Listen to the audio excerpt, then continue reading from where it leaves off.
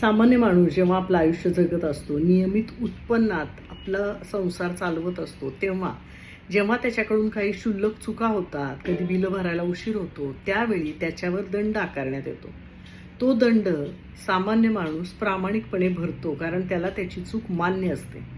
अगदी क्षुल्लक असली तरी त्याबद्दलच्या दंडाची रक्कम तो प्रामाणिकपणे भरतो. आणि सामान्य माणसांकडूनच दंड वसूल केले जातात असं आता वाटायला लागलंय.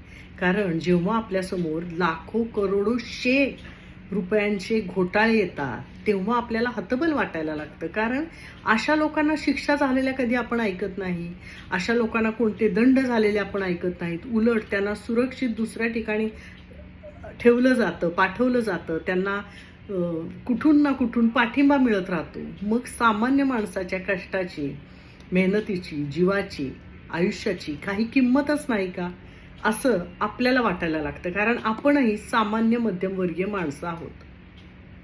नुकताच उघडकीस आलेला शेअर मार्केटमधला घोटाळा, नीटचे पेपर फुटल्याचा प्रकरण, एअरलाईन्समधले अनेक घोटाळे, शैक्षणिक क्षेत्रात, आरोग्य विषयक अनेक संस्थांमध्ये, अशा अनेक ठिकाणी मोठे मोठे घोटाळे होत असतात.